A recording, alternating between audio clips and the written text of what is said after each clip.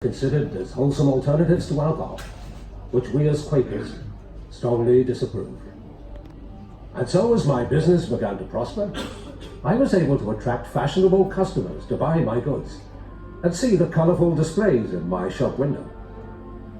In my spare time, I experimented with preparations of cocoa beans and chocolate, which I could sell in the shop. Soon I had to rent a warehouse in nearby Crooked Lane, where I could manufacture these products on a larger scale. At first, it was very difficult, because I had to pay high taxes on the cocoa beans. And then, on top of all that, I had to move out of Crooked Lane and into another factory, here in Bridge Street. That's when my brother Benjamin joined me, and together we formed Cadbury Brothers. With more space, we could now prepare a cocoa powder and an eating chocolate that could be packed and sold. And soon after, my eldest son, Richard, joined the company. Having Richard with us made all the difference. He saw to it that the quality of our cocoa improved, introduced new products, and even opened a shop in London. Our efforts were rewarded when we received our first royal warrant from Queen Victoria. That was when my younger son, George, joined us. George introduced many benefits for the workforce, such as half-day holidays, a sick club, and many improvements in the factory. And Richard, your new designs for our packaging were a huge success. Well, we had to try something different, just to get ourselves recognized, Father, as we were still a small company. I remember it was a struggle, but with everyone's hard work, we managed to turn things around. Our aim was to manufacture only the highest quality cocoa and chocolate. I know, but I could tell you some stories of less scrupulous producers who added brick dust to their cocoa. Ours was still gritty, but we only added sugar to take away the bitter taste and starch to absorb the fat. However, George had heard of a new kind of cocoa press. He went to Holland in 1866, saw the press being used and brought one back. The Van Houten press. Oh yes, Father. You see, because we could extract more of the cocoa butter, there was no need for more additives. Not only was our cocoa essence more palatable, but also output increased. We became the only company in England that could produce such a pure cocoa essence. We advertised and were praised in medical journals who approved the benefits of our product.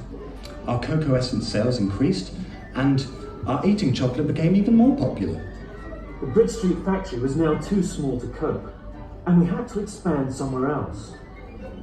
For some time, George and I had shared the same vision to build our new factory in a garden setting, away from the smoke and grime of the city.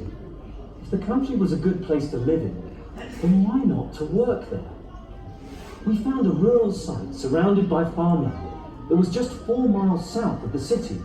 It was close to a canal and railway line. We called our new factory Bourneville, after the Bourne stream that ran through the land. And Ville, after the fashion for naming anything in the French style. We opened our new factory in 1879 and were faced with many more challenges as the size of our workforce increased. I'm proud that you both have the courage to hold on to our beliefs and continue to treat your employees as though they were part of the family. Well, you showed us that management could share the responsibility of running the factory by working hand in hand with the workforce. The improvements that you made in the working conditions in the new factory and the benefits you offered your employees were way ahead of their time. Times were changing, Father. Why should we allow our workers to live and work in appalling conditions just because that's what other employers do? As the company prospered, we introduced bonuses, such as payment for output and punctuality, a 5.5-day week, pension schemes, works committees, training, and many other benefits. What about recreation for our people? We built swimming pools, gymnasiums, football and cricket pitches, and organised works outings. And you'd started to develop Bourneville Village. You see, our vision was to create a community around the factory with decent homes and space to live so that our employees could enjoy a fuller life. As the company grew and our sons joined the business to take over the day-to-day management, George was able to devote more time to developing Bourneville Village. We bought more land and built new houses, a hospital, schools, churches, and many other facilities not just for our employees, but for the whole community. As we approached the 20th century, we launched many new brands, including assortments and fancy chocolates. I sent my son George to Switzerland to find out how chocolate was made, using fresh milk. Soon after, Cadbury were able to manufacture chocolate with a much higher milk content that rivaled even the best Swiss products. That was when we launched our most important new brand. We called it Cadbury's Dairy Milk. It became so popular with its distinctive taste that sales exceeded all our best expectations.